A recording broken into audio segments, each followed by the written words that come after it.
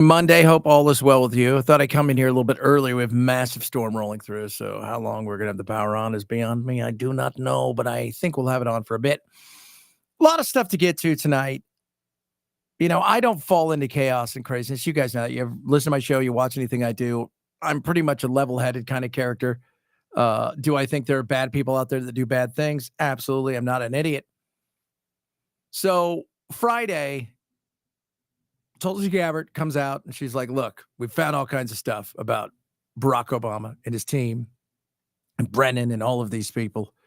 And they conspired against the Trumpster. And I'm like, all right, give me what you got. Hope it's new. Maybe gets away from the Epstein thing a little bit. We'll see. And this is what she said Friday night. So as voters, can we feel confident that we will actually see charges, do you think, out of this? I'm not a lawyer. We're referring all of this to the Department of Justice. I know that Attorney General Pam Bondi is committed to bringing about justice to those who have broken the law. And in this case, again, what these documents detail, to me, in my view, cannot be explained as anything but a treasonous conspiracy. This is not so different from what we saw under George W. Bush, when we saw that manufactured intelligence claiming there were weapons of mass destruction in Iraq that kicked off a war that changed our country, that changed the lives of so many people like myself who went and served in those wars. The implications of manufactured intelligence are real. I would even say that what we are seeing here has an even greater impact than what we've seen in the past, because it speaks again to the foundation of our Constitution and our democratic republic, which is why accountability is so critical. Accountability is absolutely critical. Is it real? I don't know. Are we rehashing things? More than likely. So Matt Taibbi put out their best. What you essentially had was, and I'll just give you guys a snapshot of this. There was no way that the Russians could hack into any of our stuff. It wasn't going to happen. They knew exactly what was going on, and they said so, right? Nothing happened. They didn't hack in. They didn't change anything. Okay, so we know that. It's just simple. I'm going to keep it simple, stupid, because these things get confusing as hell. But there was an intelligence report out there that the Republicans led, by the way, that said, yeah, there's no doubt that they wanted him to win. And they use the interwebs and whatnot to push forward certain things. Okay, like, you know, they China, we do that to them. They do it to us. It's going to happen regardless if Trump is here or not. That will always happen. Congressman, this bipartisan Senate report that I alluded to also concluded that Russia did interfere in the 2016 election. Russia wanted Trump to win. But Gabbard said in her report, referring to the Obama administration, quote, their goal was to usurp President Trump and subvert the will of the American people. What's your reaction to the report? Well, listen, what's actually going on here is pretty clear. You have Tulsi Gabbard, who's been out of favor with President Trump since the intelligence agency issued battle damage assessments of the Iran strike that were not consistent with what Donald Trump was saying. So she's been in hot water and been trying to get back into favor. And then you have a president and President Trump who wants people to talk about anything other than the Epstein investigation, which he is very, very clearly worried about, the release of the Epstein files. So what's happening is Tulsi Gabbard's trying to work his way back into the good graces of Donald Trump by fabricating this conspiracy theory to try to placate Donald Trump. That's what I don't think it's so much a fabrication as it is. It depends on how you look at it. So Clapper and Brennan and all these guys, right? It's confusing as hell. They get this report. There's not a lot there. They recognize there's not a lot there. They think the Steele dossier is kind of bullshit. Everybody recognizes that. It's a shitty spy novel, and they move on. And then they come back and say, well, hold on a second. I mean, they did try to do some stuff. So maybe we can run with that a little bit. And where it really hurt is it got out in the public and it became this giant, huge cluster hump. I think that's the reality of this. Do I think anybody's going to jail? No. I don't think anybody's going to jail. I don't think anybody is going to be arrested. I know Trump had the AI thing of Obama. I just don't think that's going to happen. It's not. It's not going to happen. But it doesn't mean there aren't questions that need to be asked, because I think there should be. I think all sides have weaponized stuff now. And going forward, I'd like to think that that's not going to happen, but I think they take every opportunity they possibly can to weaponize things in a way that is absolute horseshit. That's not what we were designed for as our nation. And they're not working together. They're working against each other because all they care about is power, and it's a bunch of crap. So do I think that there was enough there to ask some questions? I think it's fair to. Do I think anybody's going to go to jail out of this? No. Do I think some people could be embarrassed because of it? Yes. And dare I say, could some people lose some pensions? Because if you know anything about that, that's a big deal in the world of government. So watch what happens there. It will be interesting to see, because a lot of times this stuff is just, it's noise. And Trump still feels, and rightly so, I think that, you can go look, and they did a lot of shit to him that if anybody else on the right would have done to the left, they would be freaking the F out. So fair to ask questions. Do I think it will be all the things that I think a lot of people on the right think it's going to be? I don't. Meanwhile, Colbert's gone. His first show back tonight. And can we just all calm the F down? I say fuck, right? Yeah, I can. When it comes to doing so much radio, I just don't even, I'm waiting for me to say something stupid on the radio sometimes. This is not about free speech. Okay, this is not about the free speech and, they're taking away everything. This is it. They're coming soon. Everybody's going to be in shackles if you don't worship at Trump. That's a bunch of hogwash and bullshit. ICE, his own personal Gestapo. No. What will it take, America? What will it take? He's going to arrest every artist that disagrees with him, and pretty much every artist does. Whether or not they're brave enough to say it is another thing. No, he's not going to arrest every artist. Colbert's not getting arrested. Colbert is not getting arrested, despite their insanity, despite this thought that Colbert is somehow being silenced. He has 10 more months to tell everybody how much he hates Donald Trump. Shocker. He has 10 more months to tell everybody how horrible CBS is to him. He has 10 more months to do all of those things. So it's not a free speech thing. He could quit it any day, right? Tell him, pay out everybody. I quit. Keep my money. Go start a YouTube page. Start all of these things. Do you realize there are 10,000 YouTubers who have a larger audience than him? 10,000 with a camera like this and a couple lights. Nobody else really doing their thing. Some have more, but there are 10,000. Think about that for a second. You're losing $40 million a year. What's the cost of free speech? Well, apparently not $40 million a year, and it's not getting better. You're not a startup where we're going to lose $40 million this year. We're going to lose $20 million next year. We should be break even by the third year, and then sky's the limit. You're not AI. You are the Telegraph, and we've moved on to AI now.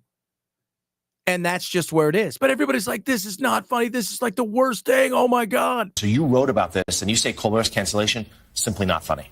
Yes, simply not funny, but also really scary, right? And even if it's not quid pro quo, the idea of self-censorship, and I talk about my grandfather, Howard Fast, who was jailed by McCarthy during the House on Un-American Activities, that our government has done this before. Our government is not doing this.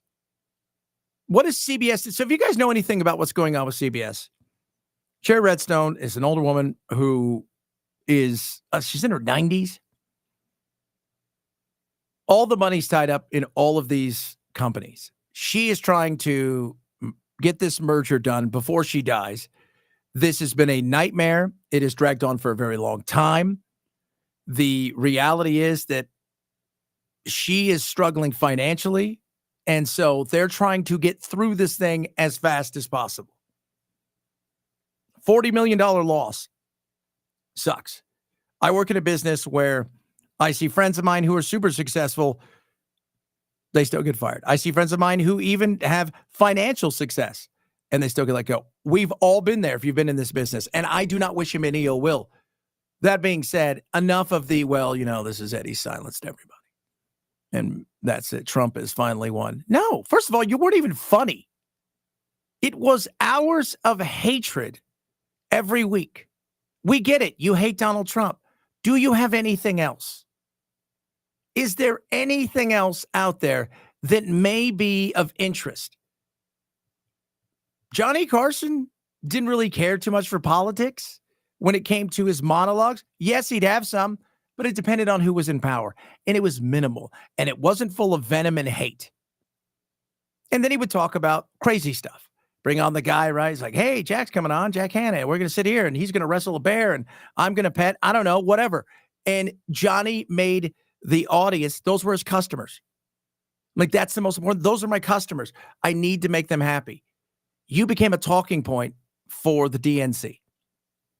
You're part of the resistance and the talking point for the DNC all the time. Could you imagine going? So you're from Wisconsin, right? You show up, you're excited. Politics isn't your jam. You really don't care, right? You're in New York. You want to go and just walk around and see all the stuff. Let's go to Saks and do all the things. Yeah? So you go into, and your friends go, I got tickets to go see Colbert. And you're like, no way. We're going to go see a taping of a television show. Oh my God, Mima, we're doing that. And you go. And who do you see? Coming up tonight on my show, Elizabeth Warren. Wait, what? Chuck Schumer. And Adam Schiff. Oh. What? Nobody wants that. The goal is to entertain. And Johnny Carson's a perfect example of somebody whose thought was, the country's big. I want to entertain as many people as possible. Colbert and Kimmel and the likes, their goal is, I'm going to entertain the people in my audience, the people that agree with me, and they live on the coast, and screw everybody else. That's it. So this is not about free speech. Colbert can start a podcast. He can go on YouTube. He can go do whatever he wants to do, wherever he wants to do it, except for CBS. And he'll have millions and billions of people that'll follow him, apparently, because that's how super, massive he is. And he can say whatever he wants. He could say Trump's the worst. He can trip sucks, and he can drop the F-bomb. He can say all the stuff that he always wanted to say without the fear of the FCC crushing down on him. And it'll be the exact same as it is today.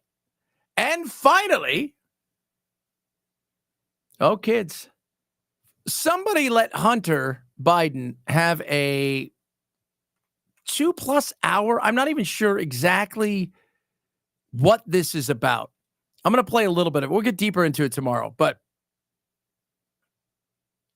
it is bizarre. I think it's the best way to describe this. It is a massive interview by Hunter Biden and YouTube personality Andrew Callahan's web series, Channel 5. So he goes off forever and a day about everything. Talks about crack, how you make crack, but doesn't want to tell people how to make crack, which is good because crack is whack, as we all know. Talks about all kinds of stuff, including basically telling George Clooney, fuck off. And it was, but then he talked about the usual, Trump's the worst, et cetera, et cetera. We'll get into a little bit more tomorrow. This was interesting. When talking about El Salvador and if he was president in the next 2, 3, or 4 years, he wasn't quite sure, that he would go get those people in El Salvador.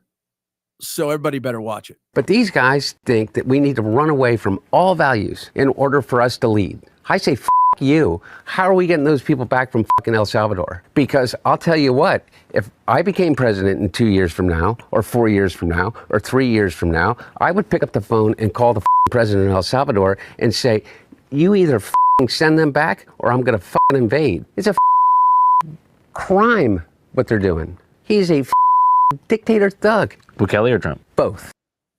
There you go. Both. Bukele or Trump. It is fascinating. If you've not seen it, it is all over the place.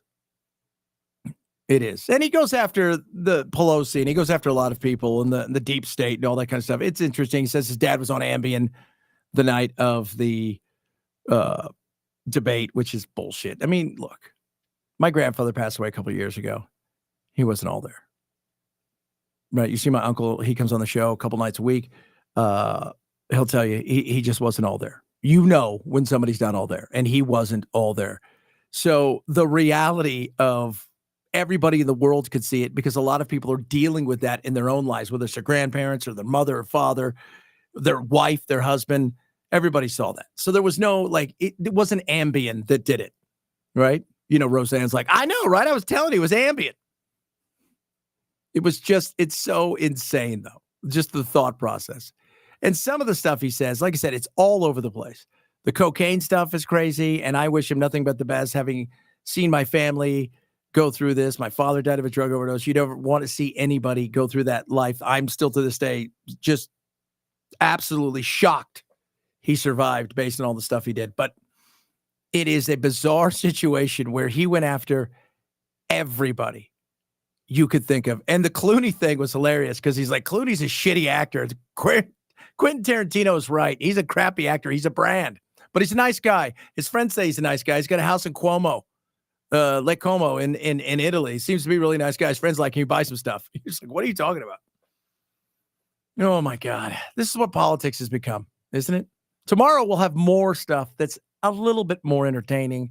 We're trying to get through this. We have a huge storm coming through right now and is making the lights flicker. So I said, I'm going to jump on this early before the lights go out, because I just have a sense we're going to shut down sooner rather than later. Follow along with me at Chad Benson Show. That is your X, your Insta. If you're watching this on YouTube, like and subscribe. We appreciate it when you do that. And share this as much as possible. Tomorrow morning, live, 6 to 9 Pacific, 9 to noon East Coast, our radio show. If you don't know where we're playing in your neck of the woods, you can stream us at radioamerica.com or go to chadbensonshow.com as well. You guys have a blessed rest of your Monday. Be safe out there, especially if it's raining.